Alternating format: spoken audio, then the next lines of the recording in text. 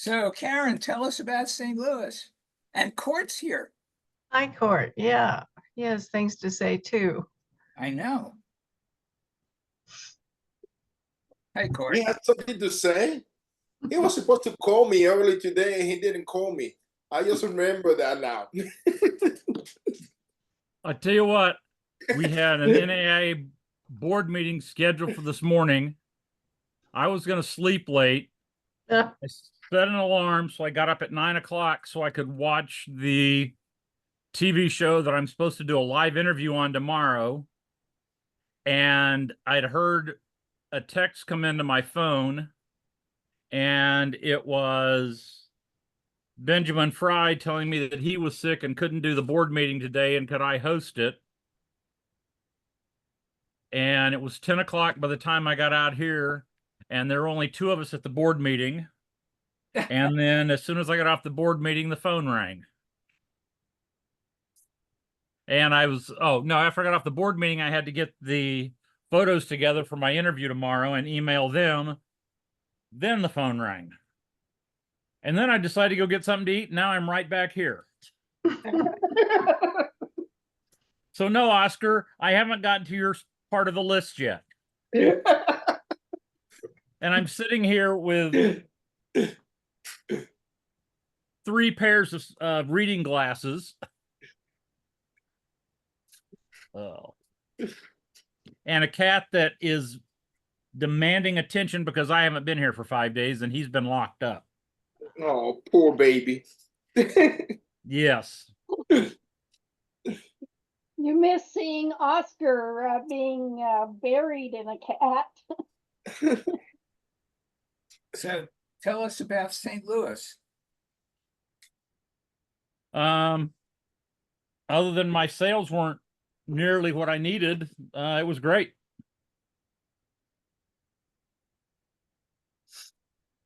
There were a couple interesting things that happened at this show that were unusual. And I give Sarah a lot of credit for handling it as well as she did. One was that there was a gas leak, which shut down one arm of the show. Yeah, mine. Several hours, which of course killed those sales that part of the evening. But the emergency response people did their job, and I heard one story of a jeweler who was having trouble responding to leave now from the policeman. And she said, I can't, I've got, $75,000 worth of jewelry here, or whatever That the number was. was. Yeah, that was behind me. That was me. Yeah. Yes. But once the policeman understood, he actually pitched in and helped her. He understood what her challenge was. It was like I was putting my stuff together and I was kind of looking back that direction, and the jeweler said, I can't leave my stuff. Yeah. And the police officer said, you have to go now. And she said, but I can't leave everything. And the police officer told her again, you have to leave now. And I was turned back around at that point, and then I heard her say, I have $50,000 worth of stuff in my booth. I need to at least close it up. Mhm. And when I turned back around, the officer was helping her close up the booth. Yeah. So that was good outcome. Unfortunately, nobody was hurt, but it was an unfortunate event, sort of unusual in our art fair histories. Yeah. Actually, I found out that was the second time they've had a gas leak at that show. Oh. It happened about 10 years ago. Okay. I hope I hope they closed the cigar store.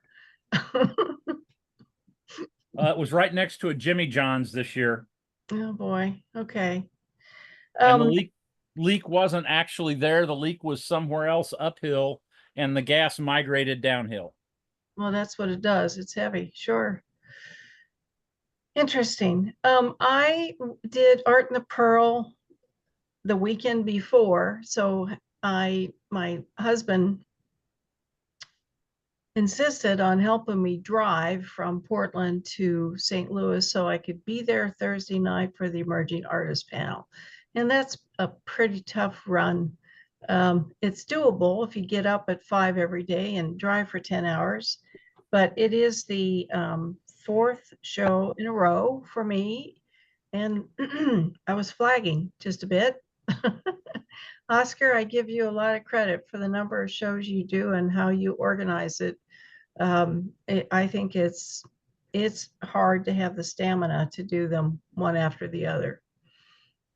I'm still not recovered. I'm still in Missouri too. You know the key, take Monday off. Oh, I'm trying to. Yeah, I'm actually staying in Missouri because my sister had her knee replaced today. Oh, I'm here to support her in her recovery. So just going to change gears for a little bit. And then I'll have one more show to do before I go home in a few weeks. Anyway, what about St. Louis? The Emerging Artist Panel had a nice number of interns or emerging artists there, and they were all pretty interesting. I like that. The panel discussions were fun, were good. One of them is on the subject of, why do we do art fairs? And the second panel was, the business of art fairs. And it's an informal exchange of information, and we answer their questions. And I enjoyed it this year. Yes. And so the benefit of participating is then those interns join you through the weekend. They're there to watch, assist. They helped with setup, they helped with tear down, but they also hung out and asked questions. I was very fortunate in that my sister was with me at this art fair, and she was sitting on the curb, of course, across from my booth. And I always send the interns to her first because she has this rare insight to what her older sister does. And she's had years of experience of helping me at the shows in Missouri. So we always kind of get a kick out of that. One of my interns spent some time talking with my wife, who was in the booth for a while. Mm-hmm. They get to hear the rest of the story. Yeah. So I felt that program was beneficial. I was pleased as punch this year. I was able to get my booth straight on the crown of the road.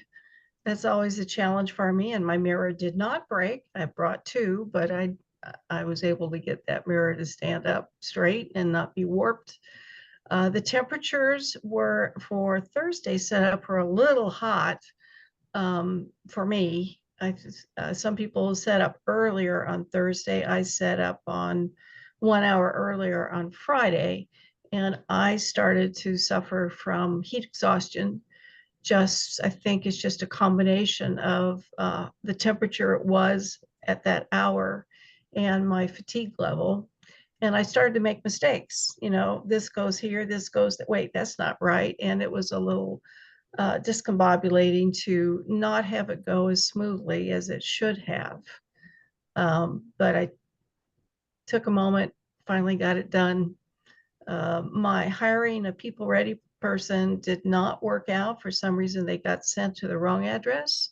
So I really was putting the booth together with the help of two very green interns. And for a while, my husband was able to help.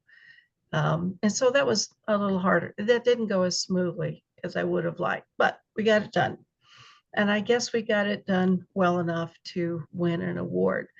The nice thing about this show is that 3 of the jurors walked the show, and each of them came into the booth and briefly spoke with the artists. And I like that. That's always a nice component of the jury system. It gets a little more content is exchanged. I have often felt that fiber art is sort of the underdog of the fine art, fine craft world and is often overlooked. So I was just really I got the second place fiber award, and am pleased to be carrying the torch for fiber. And I'm excited about having the opportunity to come back. There was some nice fiber. There was more than I remember. More than usual. Did first I place did. go to wearable or wall hanging? Hold on. I actually have the plaque right here. It's all backwards, but it's here. And it is second place awarded to, is for fiber. So they don't distinguish between. Right, but Yeah. who won first in fiber? Well, yeah, she was a wearable artist Okay, that where? was repurposing some sort of materials. Her display was very contemporary looking. I don't know a lot about her. And I, again, when I have a strong bias about this, but I think those people who are actually making their own fabric are in a different category than Right. the wearable people who are repurposing fabric or purchasing fabric.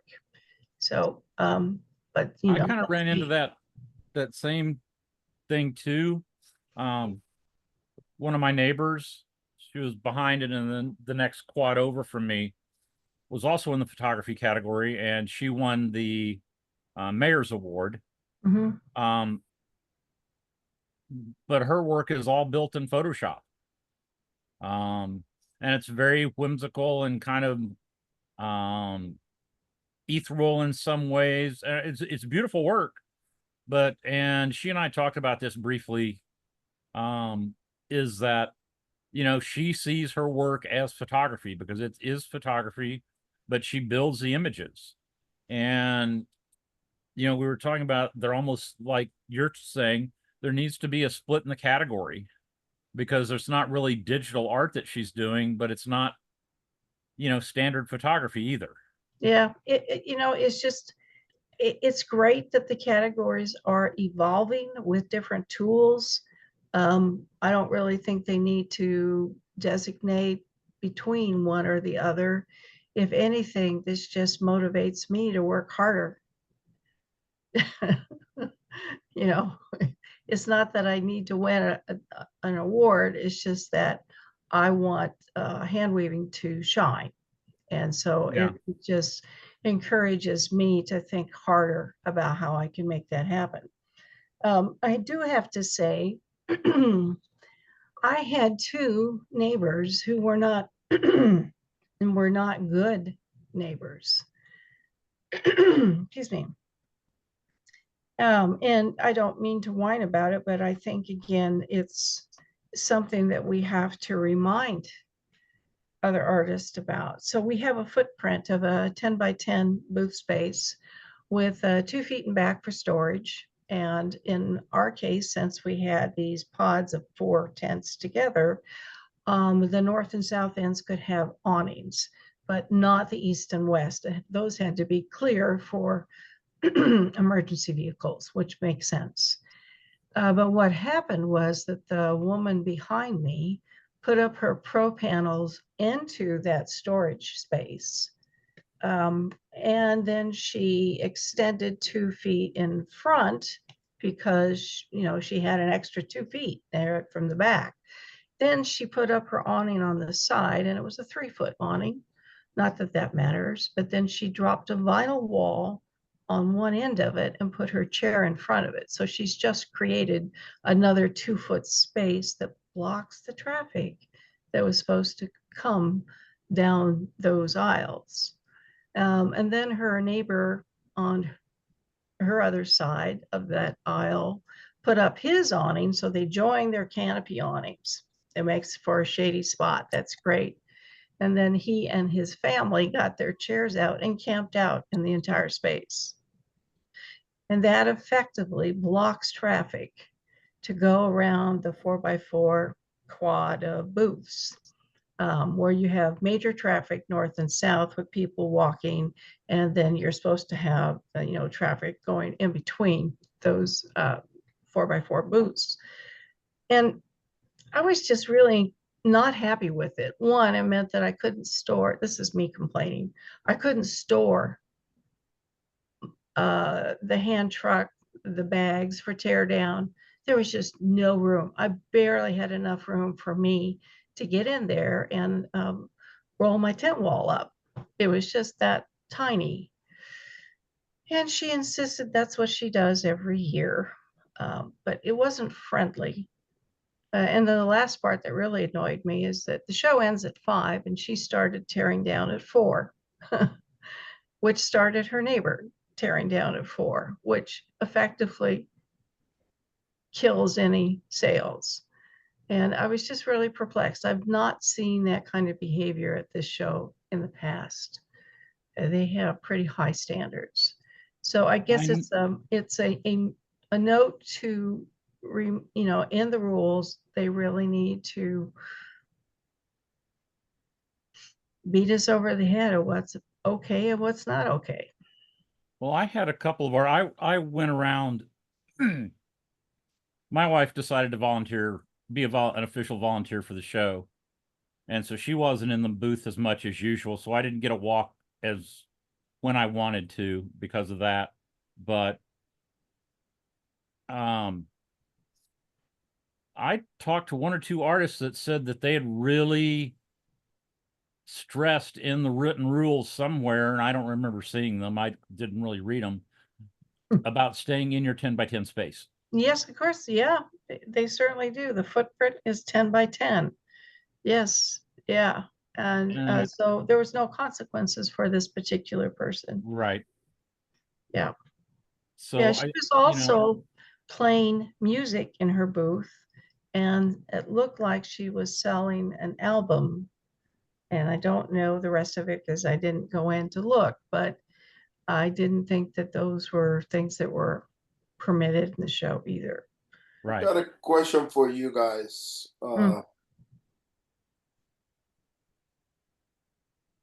When I did Park City, it wasn't quad. I think the last show that I did was like that was Naples New Year's year that I had the same problem. When they put you in quads, there's no room in the back between the tents to put any stores, and that would have prompted me to redo my band because I figured out it's a lot easier to storage a few bands for the extra prints inside the 10 by 10 and those bags than my cabinets, how I was bringing the cabinets, because once I take the cabinets out for the frames, I don't have the I don't have a good place to put it. But say I solved that, okay, so that's something that I can do, but still, what in the hell you sit? I do sit in my booth. Park City is different in that you have no clearance between with the back of the booth. And a lot of artists used to stack their extra stuff on the sidewalk across the street until they stopped that. So it just really, for me, it's the inconvenience of having to make 2 trips and figuring out when you can bring in the stuff you need for teardown and find a place to stash it that isn't in the way. And that's just hard. I like having the space to be able to do it in the back of the booth. Yeah. Yeah. And, the idea is, and what I've done, because Plaza sets up they don't set up in quads, but they set up with the same 4 feet in between the backs of booths. Mm-hmm. And what usually ends up happening, Oscar, is you usually arrange it so that I've been lucky at Plaza. Well, Plaza, I was Ed Pribble was behind me, so we worked something out that worked for both of us, and If I get 2 feet in the back, I don't have no problem with that. I can, because that's the way the most of the shows are.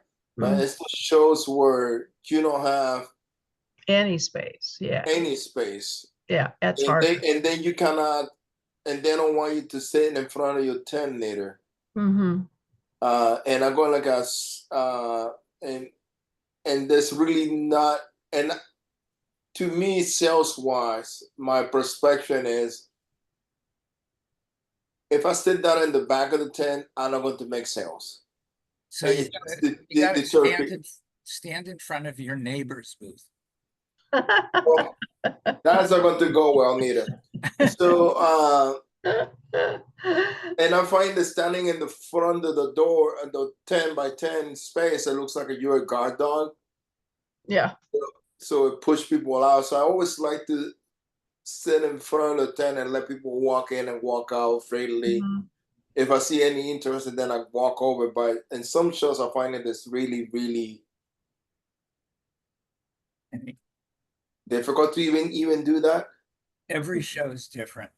I know. I was really pleased with the St. Louis Art Fair in that people were walking into the booth right away. They weren't just streaming by. Yeah. We often get that fishbowl effect of you're sitting there in your booth and 1,000 people are walking by. Not with this show. People came in, and I was pleased that there were people who had been there last year that came back and said, oh, I really hope you still have the piece that I saw and I didn't buy last year because I really want to buy it. And I did. So I was very lucky. And also I had people who came in, looked at something that was higher priced, took 2 minutes and made the decision. So that was kind of a good thing for me this year in that I was promoting the coats that have a higher price point. I wasn't depending so much on the lower end or average end price points for sales. I was really I enjoy doing these larger pieces, and here they are.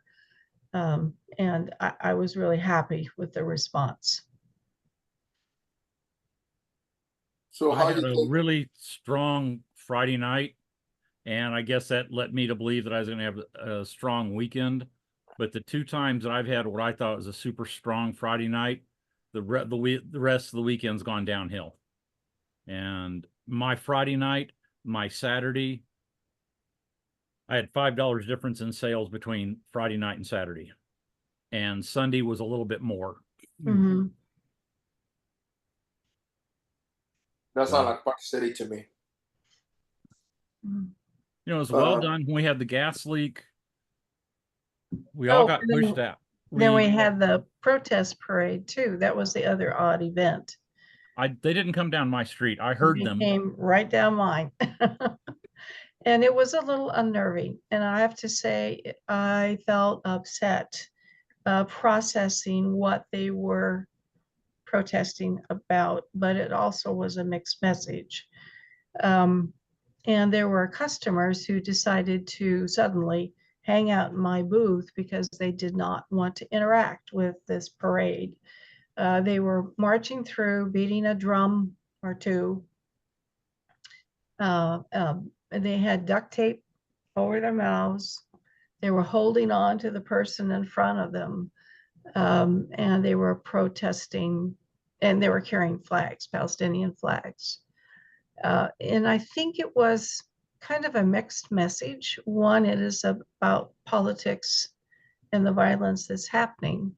But number two, this particular group had applied to perform, and their application was incomplete and therefore not accepted.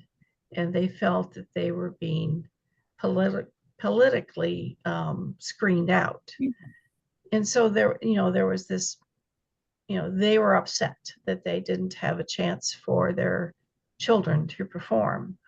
And I don't know the rest of the story other than that, except as an artist, we really get it. You got to Well, fill out yeah, the if your application. application was incomplete, you wouldn't have been there. Absolutely. Yes.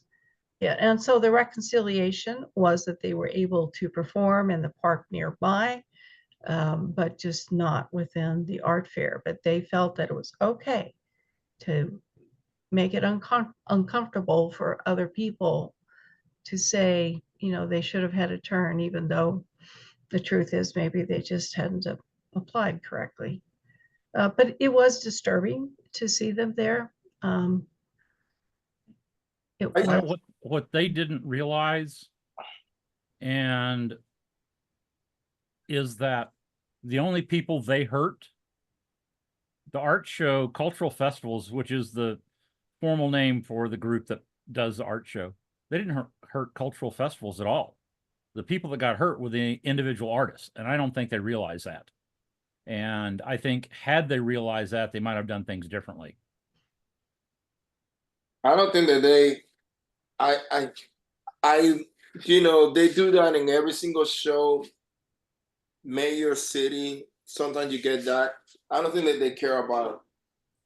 I think that we think that people care about us, and that's kind of sad. But I don't think that they really care that much.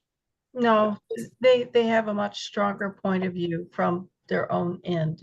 Yeah, they can. It's they're not. I think that some of those people, if the show doesn't happen, they will be fine with that. They don't care about that. Right. So Yeah. I don't. Every time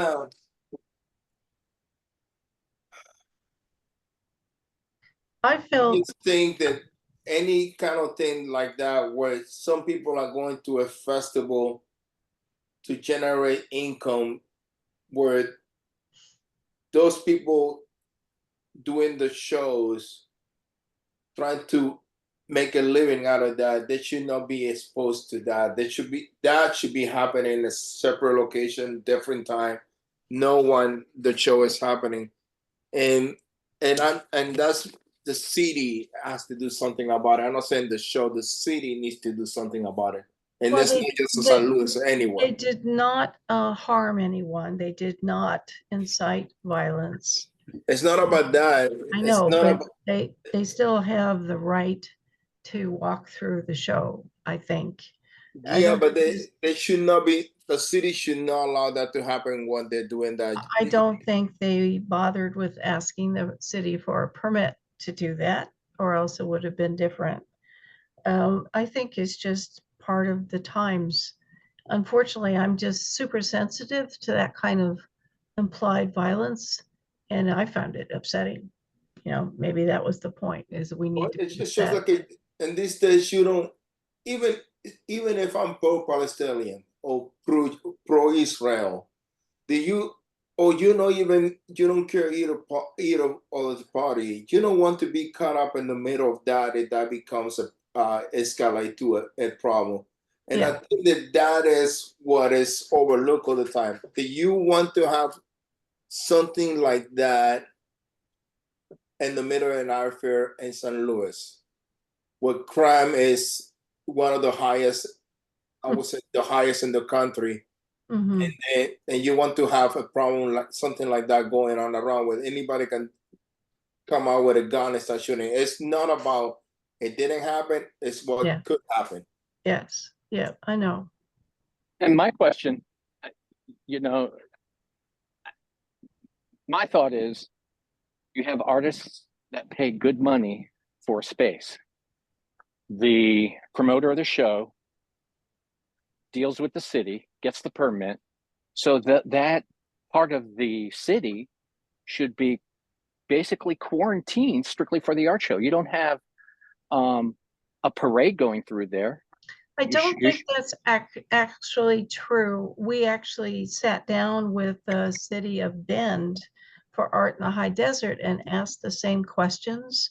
You know, we are renting the park and we are paying for it, so it's ours for the weekend. But if, you know, it's still the USA, you still have people the freedom to gather and protest. And unless they are causing violence, we don't have the right to ask them to leave. You can attempt to ask them to leave, but they may not choose to. but So, if they didn't have a permit, you know, it's like, so when Marianne did Spoleto here in Charleston, it's a 16-day show, and on Saturday, there was the Pride Parade, and so they had a permit to. Now they Mhm. didn't go. They had a permit to march down the street, and mhm, every Saturday during the show, there were a group of musicians. You know, it was in the park that we were at, Marion Square, and we were probably about I would say about 500 yards from where a group of musicians, and these are young guys, and they're playing their congas and their snare drums and their boom boxes and their breakdancing. But see, they had a permit to do that every Saturday Mm-hmm. through the entire summer. Mm-hmm. And so, but because it was a permitted event, we were okay with that. Of course, there's nothing we could do. So, the music Right. was annoying. I mean, it Right. was loud, and you could hear it from quite a distance. But again, it was a permitted event, and I think one of the biggest problems that we're seeing is, and I'm the first one to fight for the right to protest. However, and march. However, if you have an event in a specific area that is permitted through the city, then that specific area in the city should be locked in strictly for that specific event. And because these people did not have a permit to protest and march through the art Mhm. show, I think that should have been taken care of by the city. I think law enforcement should have stepped in and said, no, you can't come through here. And Well, I because, do It know would have created a huge problem. it would I'm have. sure it would have. Worse. Yeah, the police followed them as they exited. I saw that. But and again, I didn't leave my booth to see just exactly where they went. But they had their moment. And it just and yeah, that's it. It was I've not had this experience quite like that before. And- I have it a couple of times, and the times that I happened since the Hamas thing happened, any person that's Jewish and the Palestinian, you can tell people are shaking, and you can It's so see it in threatening. yeah, you can tell that they are shaking, nervous, because they don't know what's going to happen. I get it, Oscar. You know, My I husband is just Jewish. My it's name is Jewish. I took his name. I get it. I really do. Um, And but here you had people come into your booth seeking refuge from this. And so I think that alone, because it's creating an uncomfortable atmosphere just for patrons who are, yes. enjoy. Yeah. And that's why. And I understand, Court. It would have caused a problem, but there's got to be a point where we say, as a society, wait a minute, there is a law here. You have to be a law-abiding citizen. This is the rule. You have a permit. It was incomplete. You therefore cannot be involved in this area, and that's where city government, citizens, and the police need to step up and say no to this. And I understand it could escalate, but if Roy, it escalates, we may not have all of the information, so I don't think it's black and white. No, I understand that, but I got to tell you, the one in 57th Street this year, though, they came doing the same thing, and the policeman told them, "You guys have to go this way. You cannot go into our first section. If you go this way, we're going to have a problem." I don't know if it's because the Chicago police have when they say we're going to have a problem means you're going to get the shit bit out of the crap out of you. So they went the other route, but it's also the area is not gated. It's not too much you can do about it. But if you have a barricade and this policeman in there guiding the traffic, it's something for them to know, because it might be something else next year. Totally different. Well, I have a huge amount of respect and sympathy for Sarah Umlauf, and that she had to handle 2 incidents like this amongst all the other small things that happen at the art fair. So me complaining about another artist behind me who was just rude about how they used their space seemed very trivial. But it's, we have to cooperate to work together in these art fairs. And I think the rule of thumb is that you want to be a good neighbor and not one that takes more than is their share. I had the artist across the aisle from me in the next quad kind of spread out and did that on the end. You know, and I wasn't happy about it, but at least they left room for people to get through. Mhm. And they were, you know, the four artists, you know, that had shared that aisle space.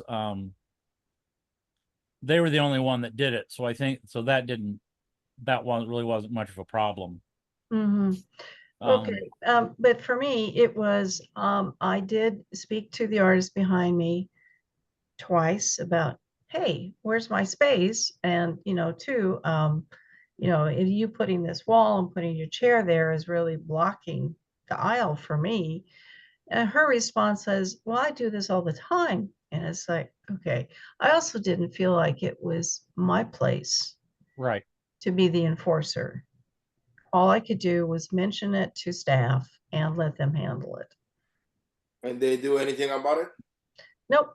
I think they had too much going on other places that was too important. And I'm okay with that. Call her out. Yeah, and I'm just not tough enough, Oscar. That's the truth of it. No, Call her out. What was the artist's name? I'm not gonna go there either. Oh, they're so nice. You're so nice. I wouldn't be posting that. I wouldn't even ask Mark to sign me into the group just to post it out and blast it on every single page in Facebook, every single group, Instagram, post in the business page on the San Luis Fair. Just embarrass everybody. It doesn't do me any good, Oscar, to do that. And Well, actually, the hardest thing for me was to stop fussing about it because it was time for sales. And if I was still kind of feeling cranky about what she had Yeah, done, I know. it was going to interfere with my interacting with customers. I So, know. I and just give you a hard time. I know you do. see, that's kind of what happened to me, Karen, after the whole deal with the GAT. Hmm. You know, we got out, I got back in, opened up, and things had just, they're really been going well. And then that just was like flipped a switch when we came back in. And I think I saw 3 people go by my booth in that last half hour, Mhm. you know, and it just like was a mental thing for me. Sure it was. Yeah, and those are real issues for us as salespeople in our booth, is how to have that positive attitude. When you add just the general fatigue of setup and getting there, and then all these other stresses, it's hard to be able to talk to your customers and do your best job. It was So nice because I I the I was going to ask, was this a younger person or an older person? She was younger than I was. Yeah. See, If I can be diplomatic. see, Hey, here's the we're thing. all younger than you. Well, you know, it's again, But you she know, wasn't really young. No, she was experienced. She had her booth down to a science. Yeah, I would have kicked the back walls forward a foot. yeah, I and tried to do, you know, bump it with your butt kind of thing, but it didn't have any impact. I would have just, I mean, if they put up a wall that blocked my access to behind the booth, I would have just simply moved it, and I would have Right. kept Yeah. moving it. Exactly. But I was already set up. I just couldn't But you couldn't physically get back there. Yeah. didn't get back there to do anything. Right. I had enough width to put my toolbox, barely enough width to put the lithium battery. And I guess she thought that was sufficient.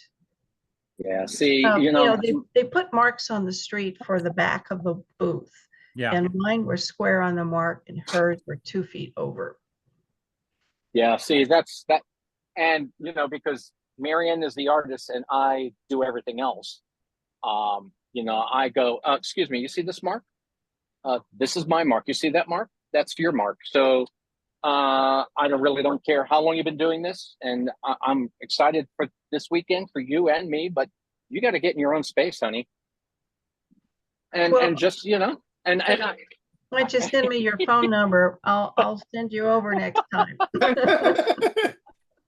and you know, it's funny because we did. Oh gosh, this is going back to So we've only been doing shows for 3 years, and so we have learned a lot from a lot of artists, and especially artist etiquette. I can't remember where was it that it might have been on Art Fair Review, Lounge or something, but talking about just the show etiquette, and I remember that we wanted to put a side wall in an area, so I think we had like 6 feet in between tents, and I wanted to put a small pro panel on the side. And the first thing I said was, I went to my neighbor and I said, "Are you comfortable with me putting this wall here?" Because we wanted to do some 12 by 12s, like in our French wall. And she said, "No, I really don't." And I said, "You know what?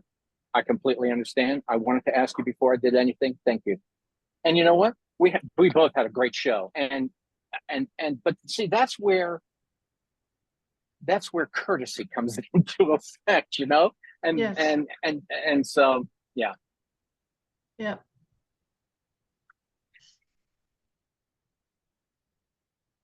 So, got a question for you, Court. Yeah. So, how do the text help? The what?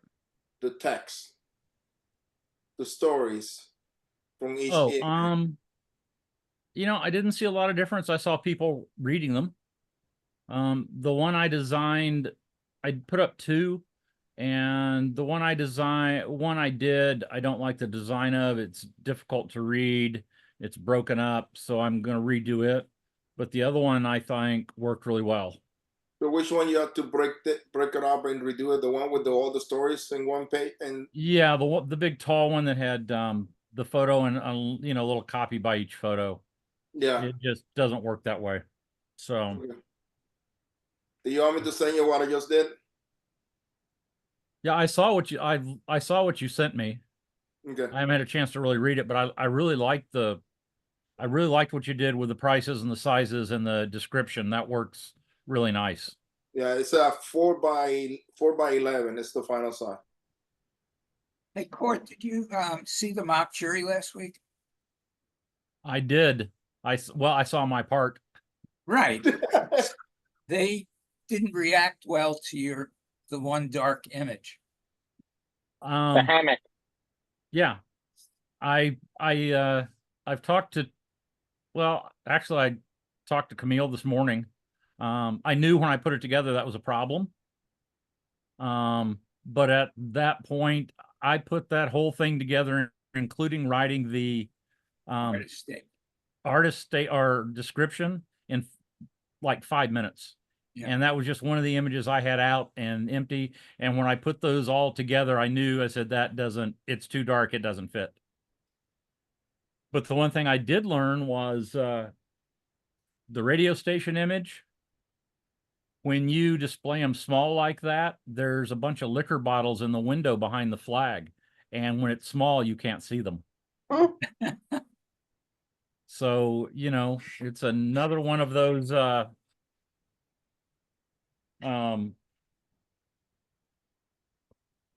it's another one of those images that, looks great in person, but it doesn't jury too well. Or what I was saying to him is like the ones that are if I do the ones that I sell on a regular basis in my booth, I will not get into a show because they look too generic. Yeah. So it's I don't say that bad. It's just that I know, I was looking to who got into St. Louis, and when I say this, I want people to understand. I'm not passing judgment and who is there or is not there. I just looking the type of work that's getting in. So what I concluded after seeing who got into the last 3 years is no way in hell I'm going to get in. My body of work doesn't fit what they're looking for. There was, and I don't Okay, remember who it was, Oscar. What? You there was gotta an throw your hat in the ring if you want to get in. So just apply. You just gotta do it. I know that's, yeah, but it's just Court Anderson. You're it gets to, trying, you're undermining No yourself, Jordan here. and you need to just put your best work out there and try. it's just that I tried different set of images last year and nothing happened. Tried this year again. I didn't even go past the first round. When you get 5 no's in the first round, 3 years in a row, it's no. I just think that something is off, and it's not like I don't get into other shows that same level. You know, I don't say that I don't being like a. And when I say this, it's another thing that people need to sometimes people to make clear. I don't expect to get to all my top 12 shows in my mind. I just want to get to 2 or 3 of those shows. If I can get 2 or 3 of those shows in a year, I'm happy with that. And I don't expect to, I'm not David. I'm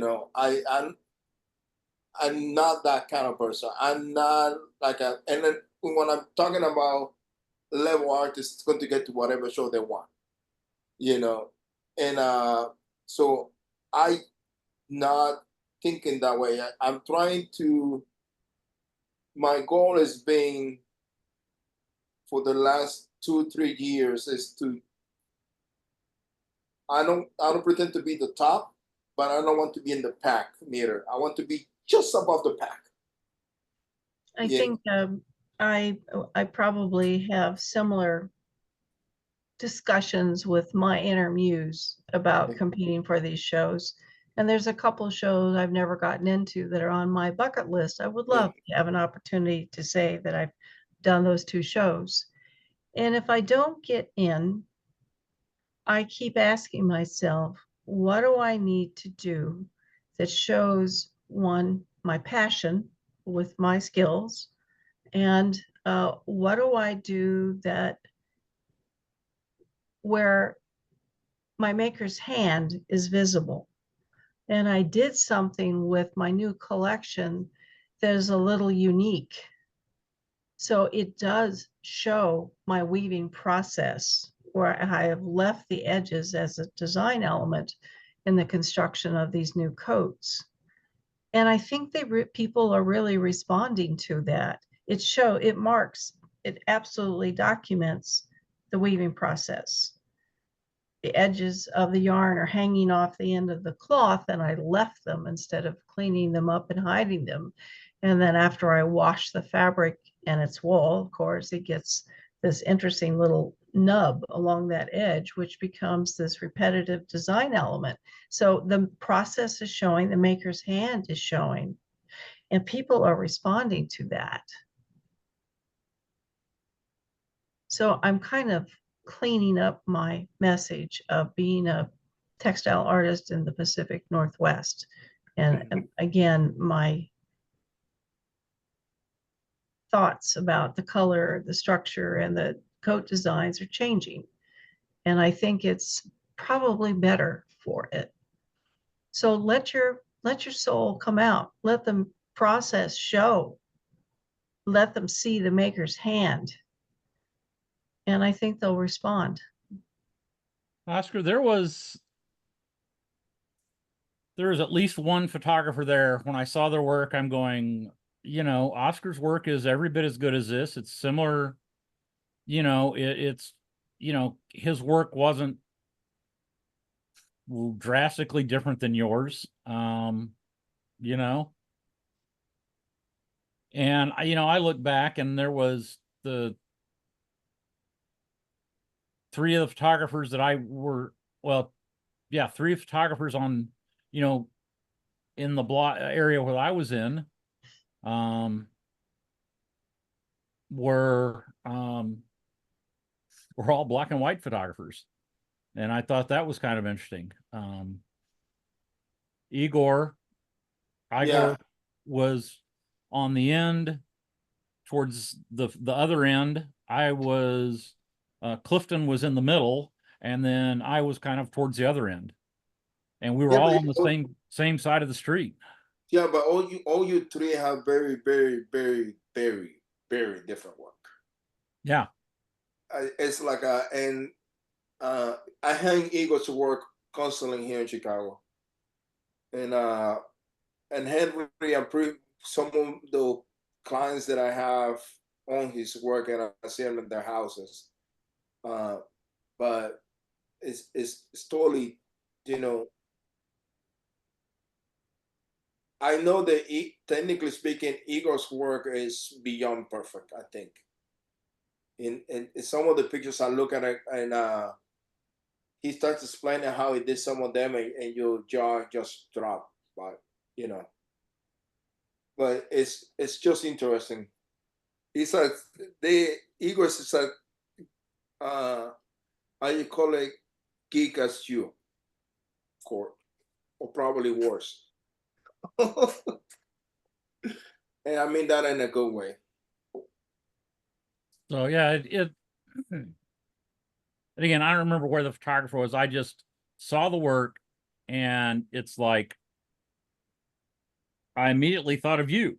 And it's like, okay, if this guy can get in with this work, there's no reason Oscar shouldn't be able to. Well, it's just like I don't understand why want to even get a maybe in the first round. I mean, no, no, no, no, no. It was like a no, no, no, no, no. But don't worry. When I see the 2 euros in Florida, I'm going to smack them in the head and ask them what the hell. Don't Well, worry. I have to be careful because I had people tell me that the 500 block of that show is cursed, because last year they had a truck ran into a building like a day or so before the art show. There was a bar on the corner there, the street and the alley, and a delivery truck clipped it.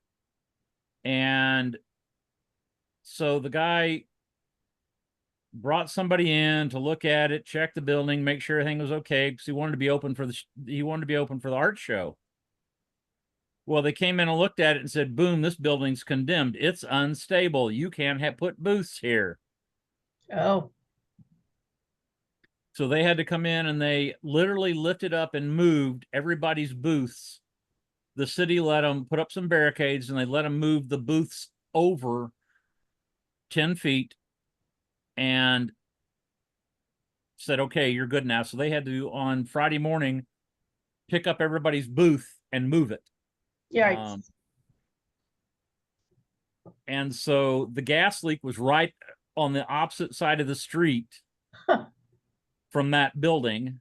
And what was interesting, when they tore the building down, they found this beautiful ghost sign for double mint gum painted on the building next to it.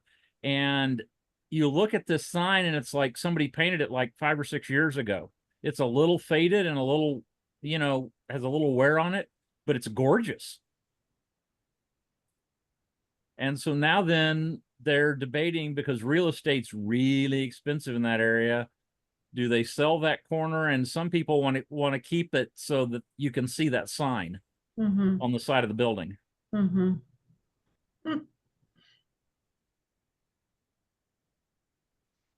But one of the things about the gas leak that I think really brought to my attention, I mean, I've talked about it, but I've never, until you have to actually deal with it, is having a plan for if you have to just go, is what do you take with you, and having that stuff handy so you can just pick it up and go. When they say go, that within 30 seconds you can get, or less, you can get your stuff and go. Yeah, I have a little black rolly bag for airplanes. It goes under the seat. It's got a handle and wheels. And that's my go bag. It's got the electronics in it. It's got the valuables in it, but it's not my inventory. It's just the money. And yeah. And I have a backpack that's similar. so I Yeah. can just, you know, Mhm. pick it up and go. But at that point, I'd had the backpack stuck somewhere where it wasn't really within reach. So I've got to rethink things where I can put the backpack where it's hidden and somewhat And secure. again, that was the issue with the neighbor crowding me in the back. It's just, it was hard for me to get access to that kind of, you know, meticulous packing that we do that's out of sight. Yeah. Yeah. Got one thing that made me think about this again. I need to find a different insurance. Does your insurance covers your entire booth inventory if something happens? No, The I show. mean, you have to pay a lot more for what they call marine insurance. No, marine insurance doesn't cover that. Okay, well, my insurance only covers the cost of materials, but I keep meticulous records of what goes into the production for that season's inventory. And when I had my work stolen at Park City, I didn't break it down to the 4 or 5 pieces that were actually missing.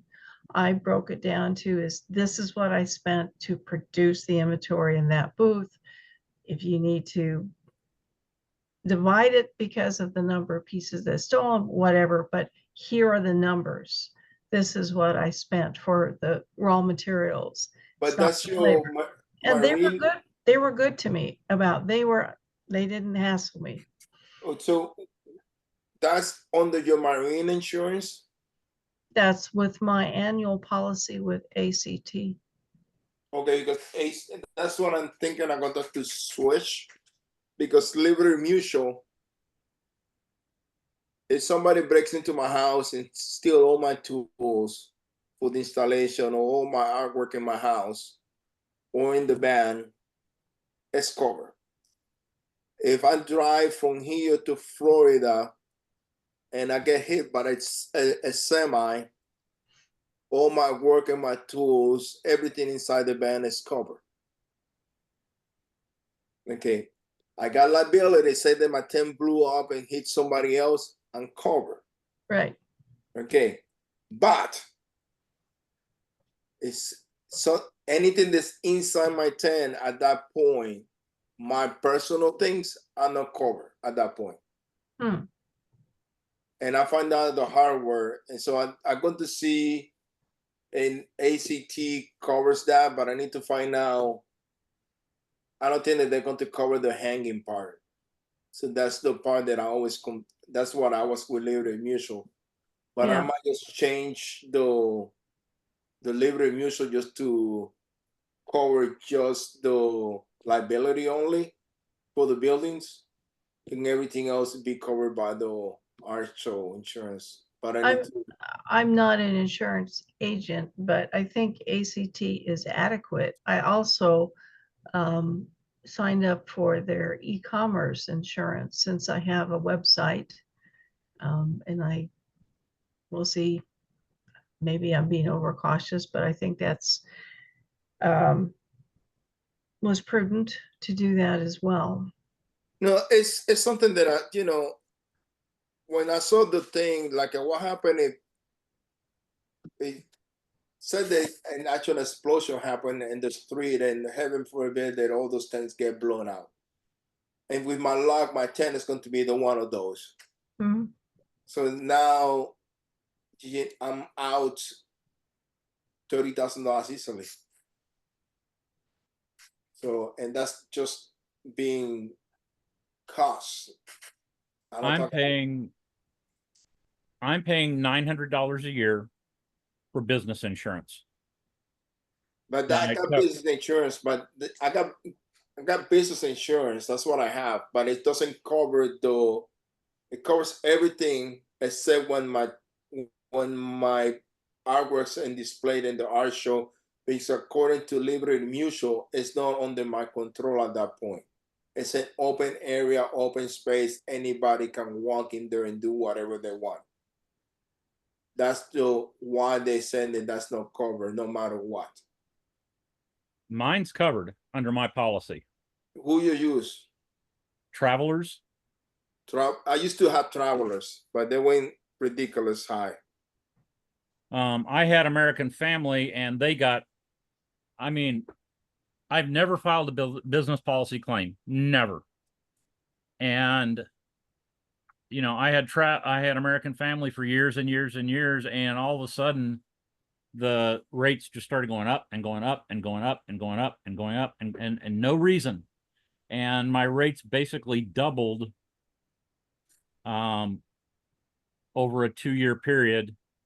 And I'd filed no claims, done nothing, nothing had changed. And I went with Travelers, and even I've been with Travelers for several years, and I had a big increase because I hadn't paid attention to how much I was insured for. Because I thought I had more insurance than I did, because whenever you get an business insurance policy, you have to tell them, I want to cover X number of dollars worth of equipment, product, you know, whatever. And I found out that I only had coverage for about $11,000 worth of stuff, and I had $100,000 worth of, you know, tools and goods and art. So I bumped my insurance up to, you know, $91,000. So that's when it went from $700 to $900 a year.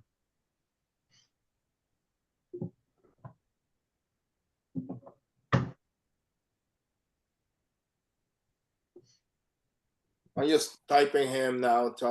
I used to have Travelers, but they wanted to charge me $300 a month. Oh, And Maybe it's different areas, or I don't know. yeah, so that's what I went to Liberty Mutual, which is still $120. So it's not like it's a bargain neither. So Well, Oscar, the other thing too could be is that you have a ton of liability with your hanging business, your installation business. I know. That's the part. And quite honest with you, if I don't have the insurance, I cannot go into most of the Right, buildings. right. You've got to have it, Yeah. but you know, that's you know, you're dealing with some stuff that you got major liability on there, so that Yeah, could be why yours is a lot higher. Yeah. Well, guys, I'm going to have to go recharge my batteries. It's either a cup of afternoon coffee or a nap, one or the other. I'm not quite recovered from my marathon, but good to see you. Well, hopefully I will see you next year. And I didn't have that much luck with the shows in here, and I definitely don't want to do any shows with Amy outdoor. So I'm going to apply. No, whatever happens. Just to let you know. But I'm going to apply to High Desert and Out in the Pearl, and hopefully I can get into both of them and just give it a try. Yeah, we have apparently one more year for the Bellevue Art Museum show before that goes away too. And that's a great concern for those of us in the Northwest, because the Bellevue Art Museum show used to be like the largest regional art fair out here. And so there's, it's going to be curious to see what happens. Because that was the one that I keep forgetting that you compare that one with Park City. And because I can drive over there, do Park City, and go home, and then 2 weeks later drive back up. It's a long drive, but it's I just trying to figure out how to avoid doing Minnesota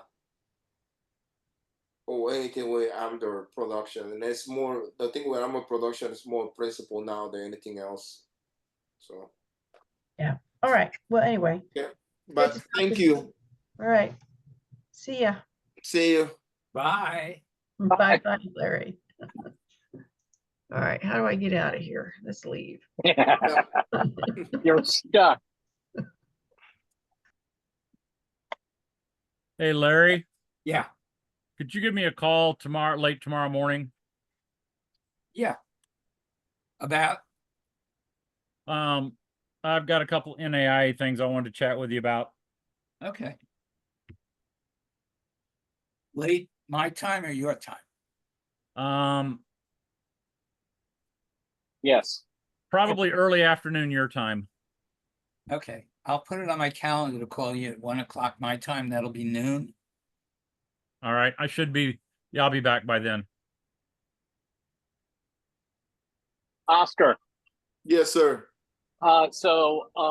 We did Fort Clinton 2 years ago, Mm-hmm. and Amy's show, that was a pretty good show for Mary Ann. She sold a beautiful triptych, and she got a beautiful commission out of it. We did Fort Clinton, and then 3 weeks later we did Naperville. Naperville was a zeroed show for us, and Naperville is an Amy show. But you said you're not going to do any Amy show this year. I didn't do anything this year, and I don't plan to do it next year again. I did Port Clinton last year, and was at that point was my second best show ever. Okay. And I will know it took me almost a year to figure out a few things. What was the problem? Okay. It's nothing. Somebody that I posted something on Facebook that my ears was ringing because I was next to the music stage and I was the first booth in front of the music stage. Oh my God. People was coming to my booth and they was covering their ears. At the end of Saturday night, my ears was ringing really bad. Yeah. But here's the problem. She doesn't tell you where your booth is going to be until 4 weeks before the show. I know. Yep. That's what happened to us last year. Okay. Then I sent an email saying to her that I paid for a corner and the booth that you put me is not a corner. She told me that she sent me the wrong map. So I get the map, the correct map. She got sponsors next to me and there's another booth. So I go back to her and say, yeah, but I still have a sponsor next to me. There's no space between me and the sponsor. So that's not a corner. It's still an inline booth. And she said, I'm going to fix that. Don't worry about that. And I say to her, and I don't know what the particular order, but I also say to her, last year you put me next to T-Mobile, one of the cellular brands. Yep. And the guy was playing music all day long, really freaking loud. They didn't turn on the music until Sunday night. Until Sunday, they finally turned out the music off. No kidding. Wow. So I told her that I really don't want to go through that, that's a really inconvenience. It makes the situation really uncomfortable for me. What I get last year was the music stage, and it was 4 emails. And her daughter came to my booth after I told them 3 times, I don't want to talk about the issue because I'm going to say something I regret. Yeah. She told me flat out that they didn't sell the emails. Oh, really? Yeah. So I'm going, so or your staff is responding to me or you just lying to me or you don't know what's going on with your staff. Yeah. Either way looks bad. It does, absolutely. Okay, so I got a customer listing Highland Park and she asked me if I doing the Port Clinton show, and I told her no because last year the music was really loud and I cannot take a chance that might happen again because the music stage has always been there for the longest time and I don't want to be in that situation. And she said to me, yeah, because you know the kind of person, if you know something bad's going to happen, you avoid the situation. You don't put yourself in bad spots. And she told me, you was not upset that the music was loud. It's that you was not worried about the show being a crappy show. She told me what you was pissed off was, I bet you had 30 hours installation schedule that week after the show, and you was thinking I'm going to have to cancel all those all this installation. Plus, I having a crappy show because this woman had the music playing loud, really loud, and you're feeling that sick, and you don't even know if you're going to be able to make up for the warming that she put you into it. So not only you Oh my gosh. not only you losing your show money because the show was bad potentially at that point. Now you're also losing 30 hours time, $80 an hour. Make the math. That's where you were pissed about it. And don't tell me the opposite because it all comes down to that. So that's what she told me. And she's true. It's true. You know, Wow. because she told me you make sure that you never talk, when you do installation, you never talk about the arches. When you do the arches, you never talk about the installations. You keep both things separate. And never That's tell amazing. a promoter you're having a bad show. What? Never tell a promoter you're having a bad show. Yeah. Oh, absolutely. That's one of the first things we ever learned. Yeah. Well, you know, it's funny because so 2 years ago, 2022. Yes, 2 years ago. Yep. We got into Port Clinton. Well, they put us on the wait list and then they pulled us off the wait list. So we got it. And then like I said, Marianne had a great show. It was a $12,000 show. I mean, it was remarkable. She sold a triptych. She got a commission that we delivered 3 weeks later when we were going up to Naperville, and then they bought a second piece. So that was just a blessing. And but then when we applied, we were on the wait list this year again, and we were number 3, and then they bumped us to number 1, and then it was like forever. Didn't hear anything. I kind of reached out and said, hey, we're still interested. And then, you know, we decided, well, you know, we're not hearing anything. So we bowed out. So, so we didn't do it this year because we were on the wait list, and we, you know, it's like, I got to make plans, you know, I got to take time off from work. And so we just bailed. We want to apply next year, see if we get in. Hopefully we'll get in without getting on a wait list. But Port Clinton was good for us, like it was good for you. But and we requested the same booth that we had last year. I can't think of the woman's name. She's an Italian woman. She's from Canada, and she has a big booth in the middle of the street. And golly, what is her name? Oh goodness, I can't remember her name. What kind of work? She does abstract, big stuff, and You describe from- half of the people and half of the painters in Port Clinton. exactly. I know. That's right. But we were on one of the side streets, so we requested that booth again. But like I said, they put us on the wait list, and we decided we didn't want to wait forever because there was really no communication. Well, this year they lost one of the street because of construction. So they lost about 80 booths, I think. 50 Oh to my 80. gosh. Okay. So that could be part of it. So maybe next year it will be fine. I come to tell you honestly, I tell people just give it a shot, do it. I just cannot. I got a particular situation where I don't mind working my ass off, but I cannot have the show fuck my week neither. And Sure. and I completely agree. it's not like and the reason when I do the installation is to make sure that I can pay my bills because I don't know how the shows are going to go. I still pretend that the shows are only going to make the booth feedback every time I do a show. Right. Yeah. Well, thank you, Larry, for doing the mock jury last week. It was great. We finally got something going on here. But, I got to tell you, we did a bunch of shows. We didn't know what the hell we were doing. It's like the first year we started to do shows, we got into Naples New Year's when it was on Fifth Avenue. And I mean, that was a beautiful show. Didn't sell a damn thing. And then we figured out because it was our pricing.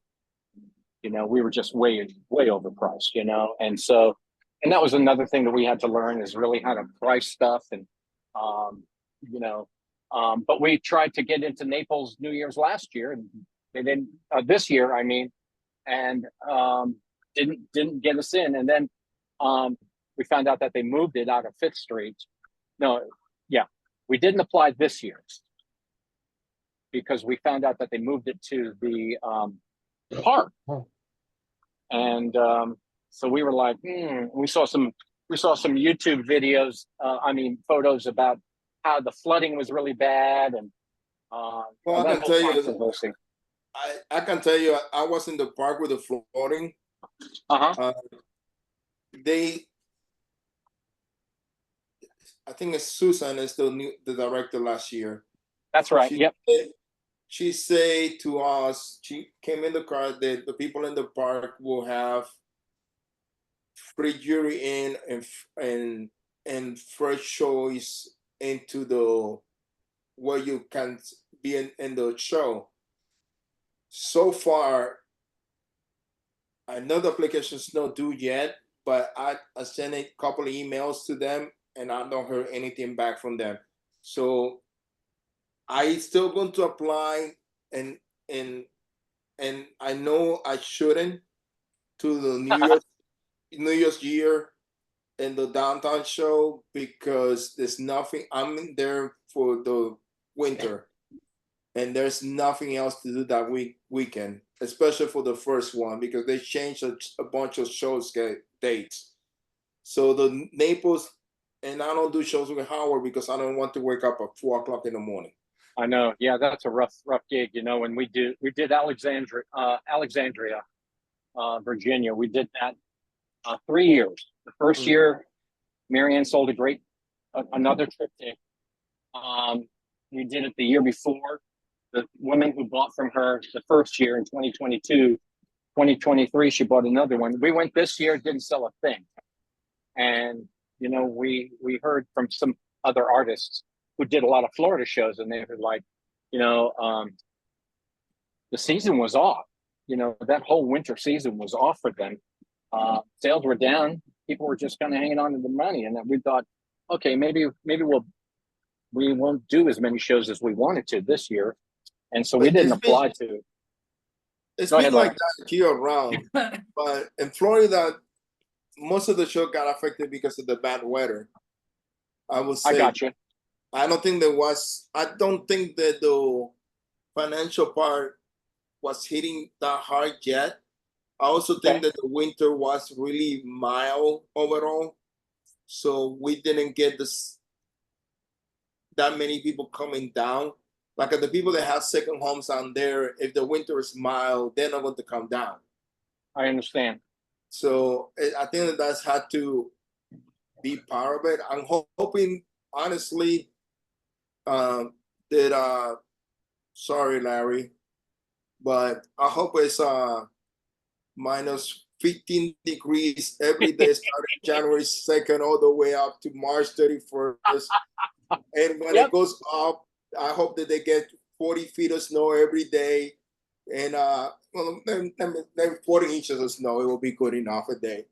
And then I'll drive them south. In Chicago. And everywhere in the North Korea, from all the way from Washington State, all the way down to Kansas, and all the way up to Virginia. It should be like that for whole winter months. There you go, Oscar. Where are you? Where do you reside? I'm in Chicago right now. Okay. Well, we're in Charleston, and you know, so it's like, you know, doing Port Clinton.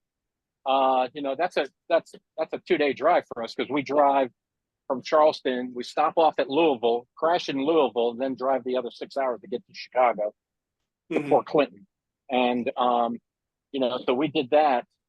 Now we're going back to St. James this year. This is our 3rd year, and so she gave us the same spot this year, which was great. So which St. James are you doing? The regional or which section? We're doing the court, and we're right at Belgravia. We got a corner booth on the court at Belgravia. So it's like 262 or something like that. And so if you're facing Belgravia, if you're on the court and you're facing Belgravia, we're on the right side of the court, right there at Belgravia. So Just let me know how it goes because I think that Louisville is too, no offense to anybody, it's too much blue collar for me.